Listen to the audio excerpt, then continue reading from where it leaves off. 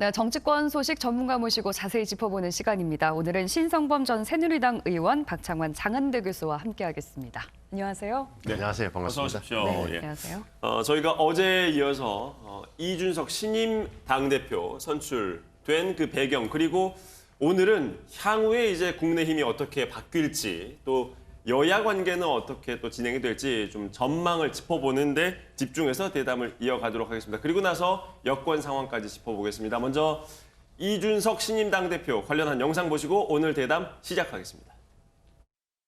다만 공수처가 처음에 참 여야가 대립하는 과정 중에서 많은 국민들의 기대를 받으면서 또 관심을 받으면서 출범한 기관인데, 윤석열 총장과 관련된 수사를 하면서 이건 또 공정성이 있어가지고 또 시비가 붙을 수 있겠구나라는 생각을 했습니다. 이번에 그 공수처라는 조직의 존재 가치를 스스로 입증하지 못한다면은 공수처에 상당한 부담이 될 것이다, 이런 생각을 합니다. 민주당보다 항상 엄격하고 그리고 더 칼 같은 어떤 그 도덕성의 잣대를 세워야 된다, 이런 생각을 합니다.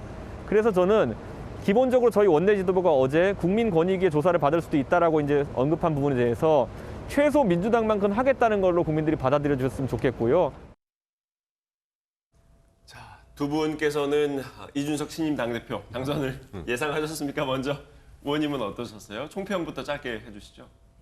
저는 좀 가능성이 높다고 봤는데 이 정도까지 될 줄 몰랐어요. 근데 이걸 잘 보셔야 되는 게, 뭐 일반적으로 언론에서는 세대 교체로 해석을 합니다만, 세대 교체의 겉으로 드러난 것은 세대 교체인데 내면적으로 들어가면 정권 교체와 정치 혁신 욕구가 완전히 투영된 거다. 다시 말하면은 일반 국민들과 당원들도 내년에는 정권 교체를 해야 되는데, 정권 교체를 하기 위해서는 국민의힘, 야당이 바뀌어야 되고, 야당이 바뀌는 가장 모습은, 드러나는 모습은 당의 얼굴을 바꾸는 것이다. 네. 당의 얼굴을 바꾸면 지금의 주호영, 나경원 후보 갖고는 기존의 당 얼굴 때문에 안 되겠다라고 하는 게 당신과 민심의 일치된 지짐이었던 거죠. 그러니까 이것은 이준석 대표가 잘나고 똑똑해서가 아니라 말을 바꾸면 그 나경원, 주호영 씨가 나이가 많고 덜 똑똑해서가 아니라 이 얼굴로는 안 된다고 판단했던 게 나타났다고. 그것도 민심이 앞장서가고 영남 당심이 그것을 거역하지 않고 따라갔다. 그래서 이 결과가 왔다라고 보는 게 정확할 거예요.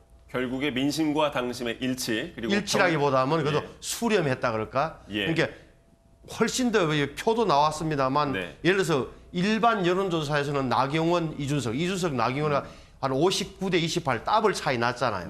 그전 사람 당심에서는 적어도 나경원 후보가 3%포인트 이긴 것.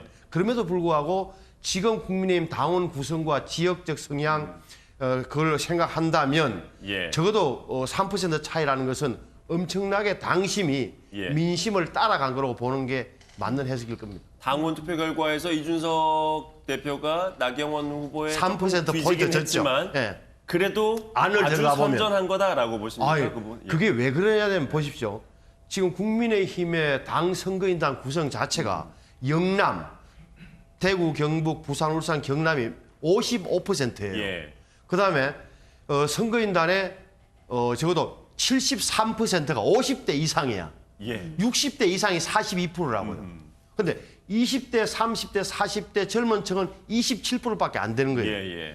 바꾸어 말하면 적어도 국민의힘의 지금 당원들은 60대 이상 영남권에 편중돼 있다고 보는 게 상식적인데, 그 당원들조차 3%밖에 덜 적게 이준석을 지지했다는 것은 제가 볼 때 당심이 완전히 거의 민심을 따라갔다고 보는 게 정확하다. 또 하나는 놓치고 있습니다. 언론에서 유심히 보셔야 될 게, 월요일, 화요일 했던 그 모바일 투표에서는 아무도 이야기를 안 하던데 이준석이 앞섰어요.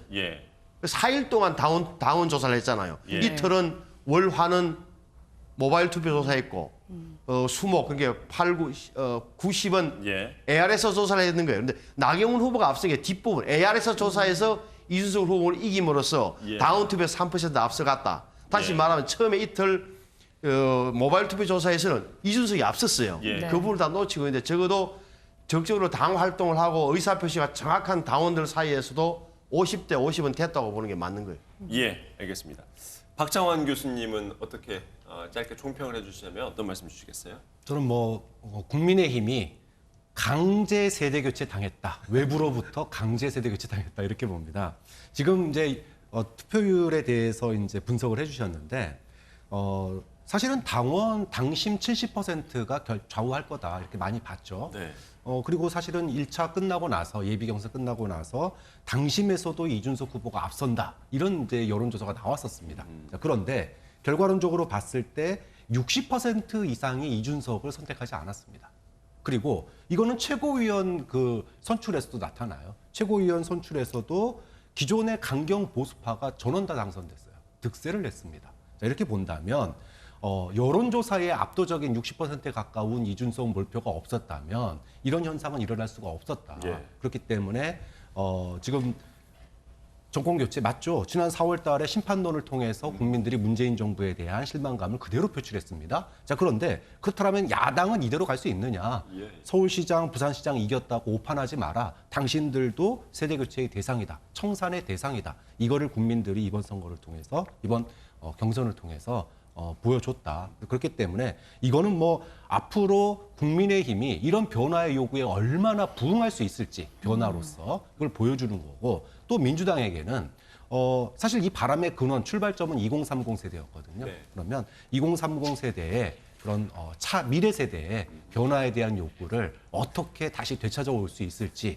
정치권에 던지는 숙제가 굉장히 큰 숙제를 줬다 봅니다. 네, 정치 혁신이 투영됐다, 뭐 강제 세대 교체가 됐다라고 두 분께서 평가를 해주셨는데 앞으로 이제 이 대표가 어떤 혁신을 보여줄지도 과제일 것 같습니다.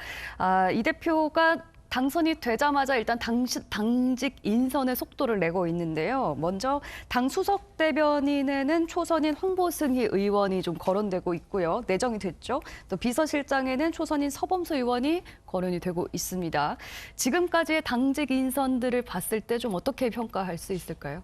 지금 수석 대변인하고 비서실장 인선을 놓고 이준석 대표의 지향점을 판별하기는 좀 어려운 건데 네. 오히려 중요한 것은 지명직 최고위원 그리고 당 정책위 의장과 사무총장을 누굴 임명하는지 보면 예. 좀 드러날 것 같은데 지금 그 점인데 제가 볼 때는 이준석의 과제라 하면 잘 아시는 대로 당내의 반발을 어느 정도 누를 거냐 하는 부분이잖아요. 다시 예, 말하면 예. 좀 더 좁히면 네. 어떻게 보면 중진들이 느낄 만한 견제 심리랄까 심정적으로 거부감을 갖고 있는 분들이 적지 않을 거예요. 당원들 네. 사이에서 아직도 예. 망앙불락하는 분들이 적지 않을 텐데 네. 제가 보는 견지에서는 이준석이 그래도 잘 해 나갈 것 같다고 보는 이유가 첫째는 이준석을 자꾸 나이가 어리니까 정치를 모르겠다고 생각하는데 아시는 대로 10년 이상 여의도 정치를 봐왔다는 부분을 네네. 놓쳐서는 안 돼요. 다시 네. 말하면 이준석 대표는 지난 10년 동안 선배 정치인들의 행태와 그들을 인간적인 관계를 누구보다 많이 알고 있는 예, 친구예요. 예. 제가 감히 말하건데. 예, 예. 네, 네. 그래서 정치를 모르는 게 아니다. 선배들의 진면목도 보았기 때문에 예. 잘 할 것 같다는 거고. 다만 조심스러운 데면 이런 게 포용인데 네. 나이가 있다 보니까 이 혈기가 방자하잖아요. 혈기가 예, 예. 넘치다 보니까 자신의 주장을 굽히지 않는 듯한 그런 옹고집이랄 이런 게 보이는데 예. 이걸 좀 여유 있고 유연성을 가지고 대처하는 거 지혜가 필요하다는 부분 하나. 또 하나는 노장층 조합원인데 당이라는 게 완전 젊은 사람들만 갈 수 없으니까 그래서 중진들의 이런 그 불안감을 쌓고 갈 수 있는 그 경청하는 자세, 포용과 지혜, 경청 이게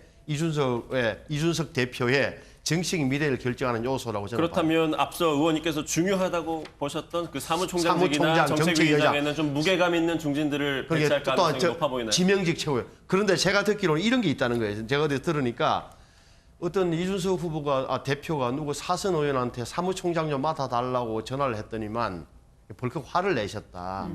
나를 물러보고 이게 네. 중진들 아직도 이런 의식이 있는 거예요. 왜냐하면 내가 사선인데 네. 이 빵선 나이도 한참 어린 이 대표 당신 밑에 가서 내가 사무총장 할 수는 없지 않느냐 이런 취지로 지금은 시대가 바뀌었는데 적어도 정권 교체라든지 이걸 당심이나 민심을 받든다면 나이나 선수 문제가 아니라 네. 적어도 이준석이 어찌됐건 대표로 당선되면 도와주는 자세가 필요한데 그런 부분 아직도 심정적으로 거부감이 쌓였다는 점은 또 분명한 것 같아요. 네.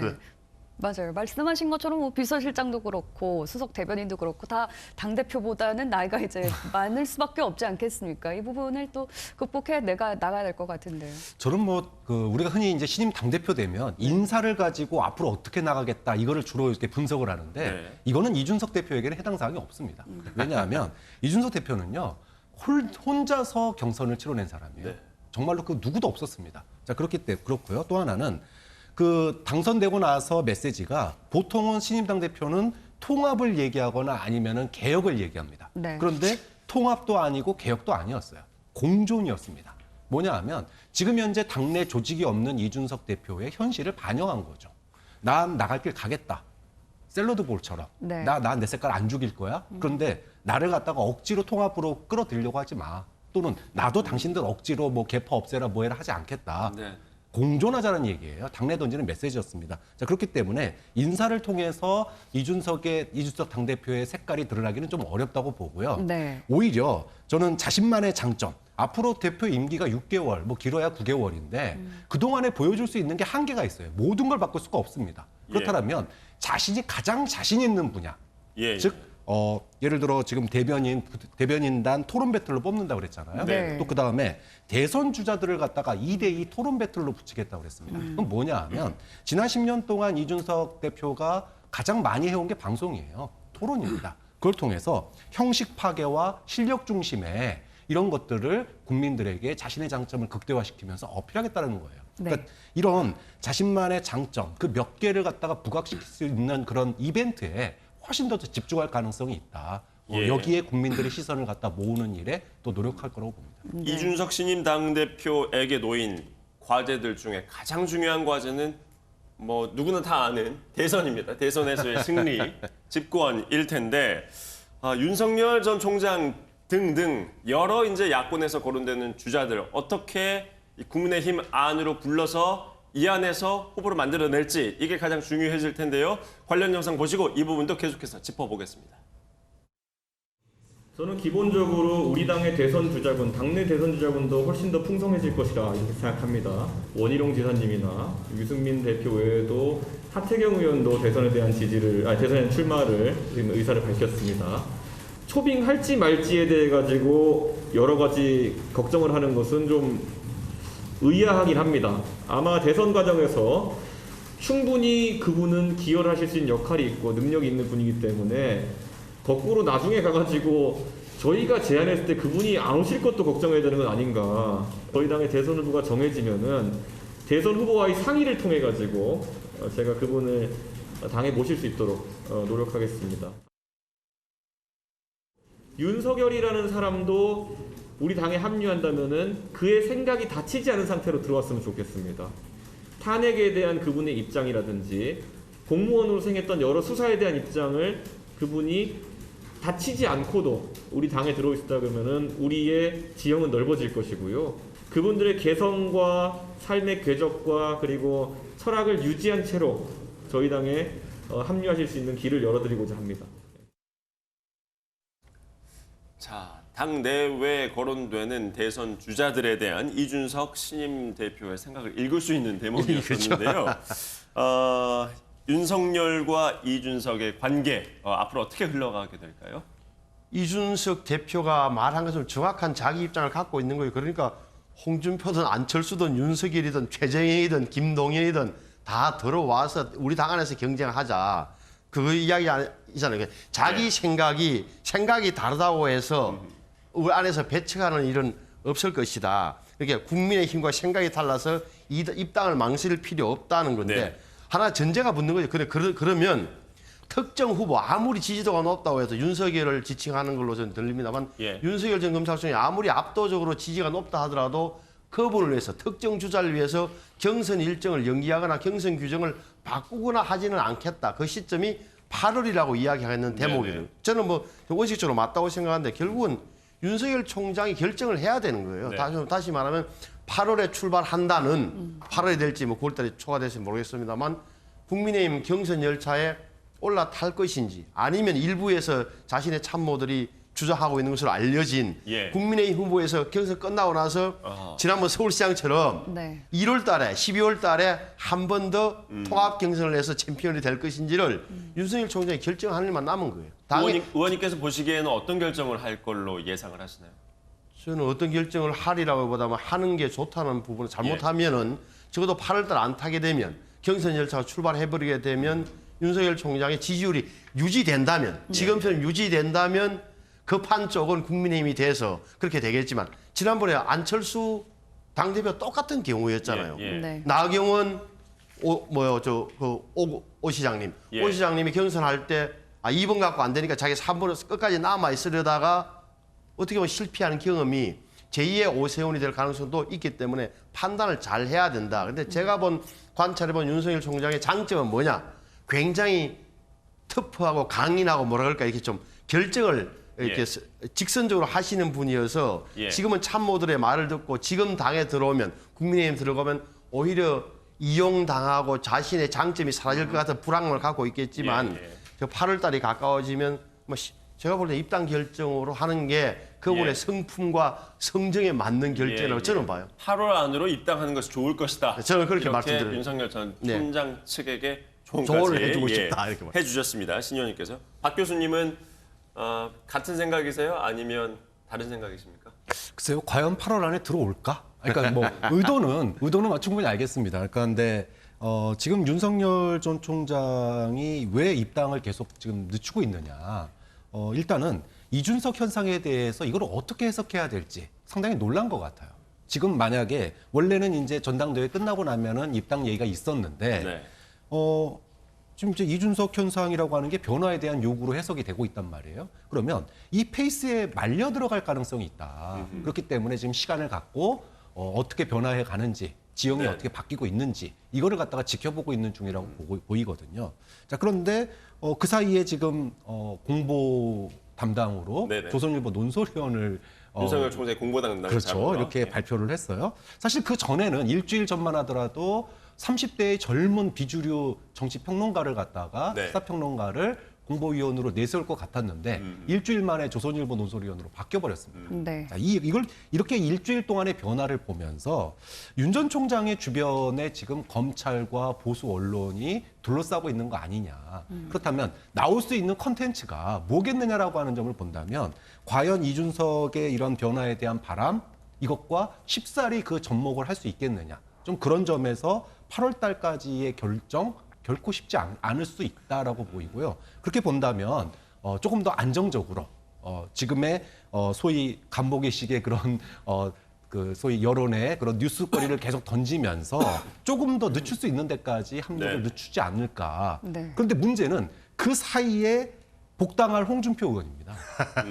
즉 안철수하고 윤석열 그다음에 김동연, 최재형까지 얘기하셨는데 그분들 들어오기 전에 제일 먼저 돌아올 분이 홍준표 의원이에요. 예, 예. 그럼 홍준표 전 대표가 와서 가만히 있겠느냐? 아마 판을 다 흔들어 놓을 거예요. 홍준표 전 대표는 아마 바로 복당이 될까요? 지금 그러니까 다들 원래 이준석 대표도 사실 대표 경선에는 예. 전부 다 복당시킨다 예, 그랬고 지금 서울시당에서는 복당 건의를 했고 최고위원 결정만 하면 최고위원이 다 구성되고 나면 아마 9명으로 구성되는 당 지도부에서 결정을 할 텐데 시간 문제라고 봐야죠. 홍준표 의원의 복당. 네. 이준석 대표가 또 당대표가 되면은 김종인 전 비대위원장을 모시겠다 이렇게 얘기를 예. 했는데 어떻게 올 거라고 보십니까? 지금은 한 발짝 좀 떨어져 있는데. 저는 머지않아서 올 거라고 봅니다. 왜냐하면 사실은 이준석과 김종인 조합이 콤비예요. 예. 이번 선거 운동도 그랬다고 보는데 예, 예. 네. 김종인 위원장의 영입은요. 홍준표 견제입니다. 그 다음에 김동연, 최재형 영입입니다. 네. 즉 판을 갖다가 최대한 키우겠다. 네. 그렇기 때문에 홍준표의 복당과 김종인의 영입이라고 하는 부분이 아마 1차전으로 붙을 가능성이 높고요. 그 안에서 당내에서 그리고 그 과정에서 김동연 전 부총리나 최재형 감사원장 영입과 동시에 윤석열에 대한 압박 그리고 검증 이 네. 과정이 같이 당내에서 토론 형식으로 이루어질 가능성이 있다고 봐요. 좀 네. 그런 점에서 앞으로 정말 눈에 보이지 않습니까? 김종인과 홍준표의 격돌이라고 한다면 네. 예.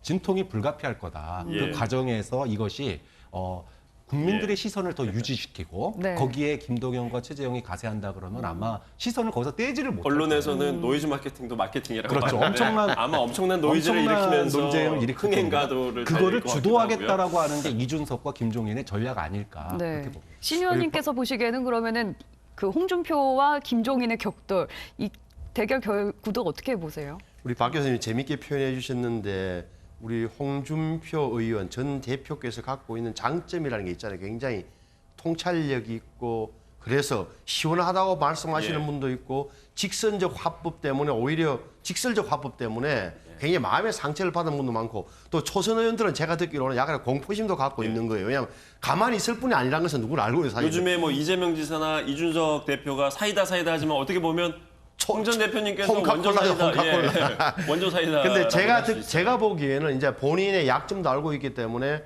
김종인 위원장이 설사 선대위원장으로 들어오더라도 그렇게 많이 부딪힐까지는 않다고 보는데 제가 듣기로는 최근에 두 분이 만났다 그래요. 제가 사석에서 들으니까 홍준표 의원이 김종인 위원장을 찾아가서 기존에 좀 어떻게 엉어리진 감정을 풀었다는 이야기를 들었는데 그걸 떠나서라도 본인이 그런 이미지를 갖고 있다는 걸 알기 때문에 성정을 좀 억누르고 좀 당에 좀 나긋나긋하게 하시지 않을까 싶고 예. 제가 볼 때도 김종인 위원장은 만약에 대통령 후보가 선정되고 나서 동의하거나 당내에 총의가 모아진다면 오시는 게 맞는데 이 부분이 왜 선거 과정에서 문제가 됐냐면 유승민 전 의원, 김종인 위원장 마찬가지로 보수의 어떻게 보면 정통 보수 당원들, 영남의 정통 보수 당원들 입장에서는 약간의 마음의 어떤 그 반감들이 좀 남아 있는 거예요. 예, 유승민 예. 의원에 대해서도 마찬가지고 지금 좀 사라지고 있습니다만 김종인 위원장에 대해서도 국민의힘 당원들의 자존심을 많이 상하게 한 측면에 대한 그런 역작용이 좀 있는 거거든. 그래서 네.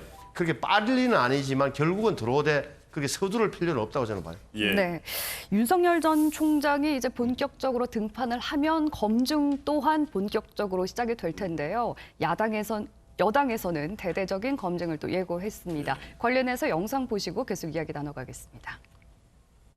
정말로 파일을 가지고 계세요? 윤석열 X파일을? 검증 자료를 모으고 있다 이렇게 이해해 주시면 될 것 같고요. 윤석열이라는 분이 이 5년 동안 대한민국을 이끌어 가려면 이 5천만 국민의 민족의 생존이 걸린 자리인데 예. 얼마나 검증을 해야 되겠습니까? 지금 막 벼락 공부하듯이 과외 공부해가지고 저는 대통령이 될 수 있는 게 아니다. 여예를 들어서 우리가 보험 상품을 팔 때 네네. 충분히 설명하지 않고 보험을 파면 사기죄로 나중에 그 설명 의무 위반으로 네. 보험 계약을 취소할 수 있습니다. 근데 대통령은 취소하기도 어려운데 미리미리 불안전 판매가 되지 않도록 충분히 자신의 상품을 설명해 줘야 되는 거 아닙니까? 네, 공수처에서 윤석열 전 총장에 대한 수사를 본격적으로 시작하기 시작했습니다. 야권에서는 왜 이 시점에 수사가 시작이 되느냐, 야권 대선 주자 죽이기다. 또 여권에서는 대선 주자라고 해서 무수사 못할 것이 뭐가 있냐, 이런 반응들이 나오고 있는데 두 분께서는 어떻게 좀 보고 계신지 궁금해요. 제가 볼 때는 공수처가 계속되는 헛발질의 논란 나머지 정치적 균형을 잡는답시고 윤석열 총장 고발건을 덥석 수사한다고 했는데 제가 볼 때는 감당 못할 사정 갈 거다.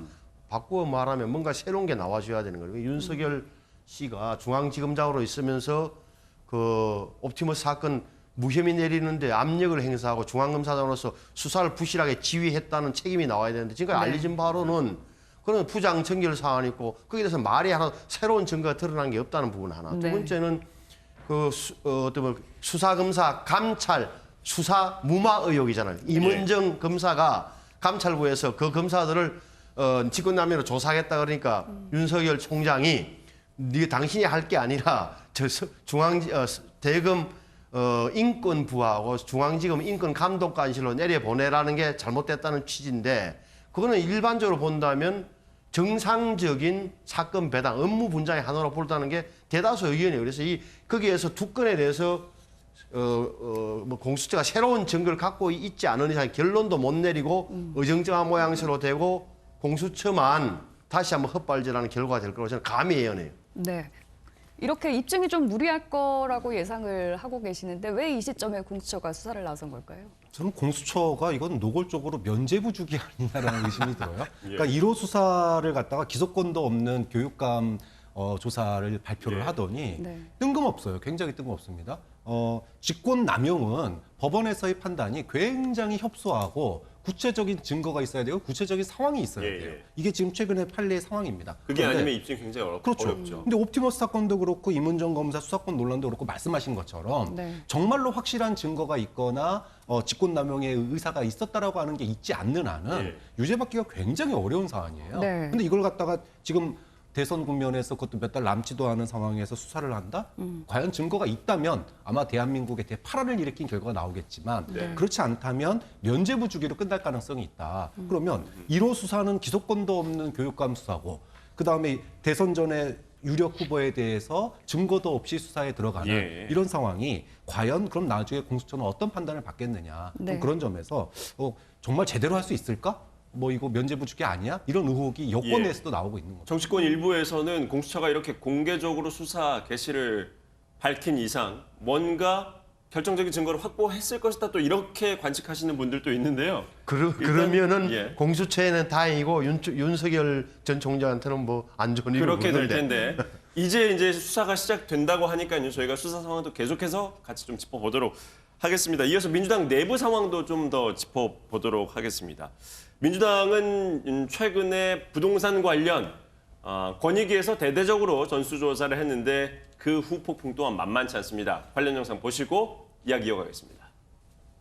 국민들이 우리 민주당이 지금까지 보여줬던 내로남불과 부동산 문제에 대한 불신을 해소하기 위한 불가피한 조치였던 국민권익위의 부실한 조사에 온 것에 어쩔 수 없이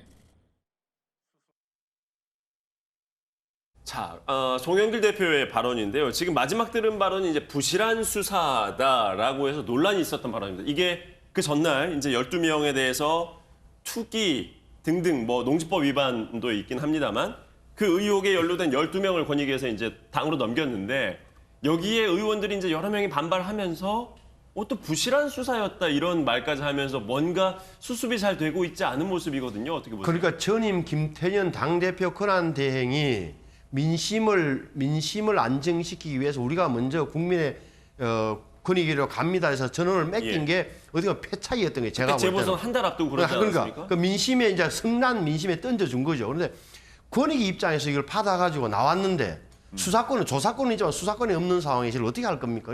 다시 한번 12명이 자기들이 보기에는 이상하다 싶은 거 12명을 골라서 그냥 당에 다시 던진 거예요. 그러다 보니까 부실이라는 이야기가 나올 수 있는 거죠. 그건 예. 송 대표 말이 맞다. 그리고 다만 내로남불과 선당후사를 강조하는 송 대표의 급한 심정, 민주당의 급한 것도 이해가 다 되는 거예요. 그래서 예. 남은 건 뭐야? 지금 한 5명 정도는 뭐 탈당하시고 나머지가 이제 앙앙불락 이렇게 반대하신다면 저 문제를 어떻게 할 거냐. 그 징계위원회를 열어서 처리할 거야. 제가 보기에는 처리할 수밖에 없을 텐데. 그건 어떻게 풀어가겠습니까? 그러니까 그게 이제 송 대표한테 걸린 거예요. 그러면서 야당을 향해서 당신들로 빨리 국민의 권익위원회 갔잖아요. 예. 그다음에 야당을 공격하는 수밖에 없는 걸로 제가 볼 때는 빠져나올 것 같아요. 그렇군요. 그러면 당내에서 계속 반발하는 의원들에 대해서는 아마도 징계 조치를 할 수밖에 없을 거 아니에요. 할 수밖에 없을 것이다. 이렇게까지 맹분 있게 이야기를 그렇게 했는데 될 때 또 반발이 만만치 않을 것 그 같아요. 당내에서 그렇게 되면 정말 뭐라 그럴까 진짜 예. 억울하다는 말이 많이 나올지 당을 위해서 할 수 없다 예. 좀 뭐 참아달라 진짜 선당우사로 희생해 달라는 의견이 많아질지 그 대목 잘 이게 모르겠어요. 당내 갈등으로 계속 번지게 되면 특히 지금 야당 이준석 코는 이제 뭔가 계속 새로운 걸 내놓으면서 가지 않겠습니까? 그 대비 효과 또한 만만치 않을 것 같아요. 그게 민주당성이 부담스러운 대목이죠. 예. 박 교수님께서는 이 12명 탈당 사태 어떻게 보고 계세요? 뭐 탈당을 권유했죠. 그렇기 때문에 이제 아마 몇 명은 지금 버티고 있는데 네. 저는 징계까지 갈 거라고 봅니다. 왜냐하면 두분 칼을 의견이 뽑았는데 같으시군요. 네. 칼을 뽑았는데 이거 서지 않으면은요 예. 아니한만 못한 결과가 나와요. 그리고 그 칼이 나한테만 휘두른 게 아닙니다. 지금 국민의힘을 향해서 던졌어요. 국민의힘이 감사원이라고 헛발질했다가 다시 권익위로 돌아왔는데 앞으로 권익위에서 이제 야당에 대한 조사 예. 결과도 줄줄이 나올 거란 말이죠. 어허. 그렇게 네. 되면 자연적으로 여론의 시선이 분산되기 때문에 예. 이제 국민들의 시선을 경선으로 이렇게 자연스럽게 돌리는 그런 국면으로 이어질 가능성이 높다고 봅니다. 네. 예, 지금 국민의힘 쪽에서는 처음에 감사원이라고 했었나요? 감사원에 한다고 했다가 이제 권익위로 하겠다고 했는데 자 이제 문제는 권익위에서 또 조사를 할 거 아니겠습니까? 조사를 하죠. 송영길 대표에 따르면 부실한 수사였다고 하는데 자 어쨌든 결과가 나오면 그 이후에 또 후폭풍은 어떻게 될까요? 만약에 명수가 국민의힘은 지금 명수가 훨씬 작잖아요. 그 더불어민주당보다 전체 의원 수가. 그런데 뭐 12명보다 많은 의원님들이 연루된 걸로 나왔다. 이럴 때 또 파장 또 만만치 않을 것 같아요. 그래서 국민의힘이 가질 만한 의원들이나 지도부가 가질 만한 공포심은 있어요. 보십시오. 아니 국민권익위원회가 저렇게 민주당도 저렇게 조사해가지고 확실하지 않은 것도 12명을 다 공개해버렸는데 우리도 첫째 뒤에 매를 맞는 입장에서 더 강하게 조사할 것 아니냐는 더 음혹하게 하나 보고 상식적으로 봐도 강하게 하면 할 수밖에 강하겠지 약하게 하기는 어려울 것 그러니까 같은데. 그다음에 또 이게 또 확인도 안 됐는데 송영길 대표 말대로 확인 안 된 사안을 다시 한 번 더 숫자에 상관없이 국민의힘으로 던질 거다 공개할 거다는 그렇게 될 경우에 우리도 어쩔 수 없이 민주당이 가는 길처럼 뭐 탈당 권유나 제명이나 이런 사태가 벌어지지 않을까는 공포심을 가질 만한 대목은 있는 거죠.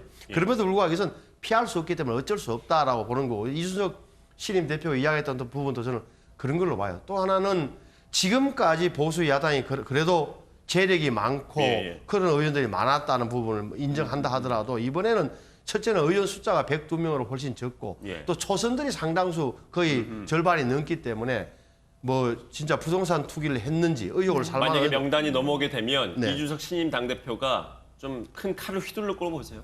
당연히 휘둘 수밖에 없는 거 아니에요. 민주당이 저런데 최소 출당. 그까지는 그까지는 제가 뭐 예상 못하겠습니다만 민주당의 버금가는 또는 그 이상의 어떤 전격적인 조치를 해야 되는 게 국민의 눈높이에 맞는 거죠. 네. 예, 알겠습니다. 뭐 권익위 조사가 그렇게 오래 걸리지는 않을 것 같습니다. 민주당 결과까지 이미 나온 상황이기 때문에요. 이것도 우리가 함께 지켜봐야 하지 않을까 싶습니다. 오늘 대담은 여기까지 나누도록 하겠습니다. 말씀 고맙습니다. 고맙습니다.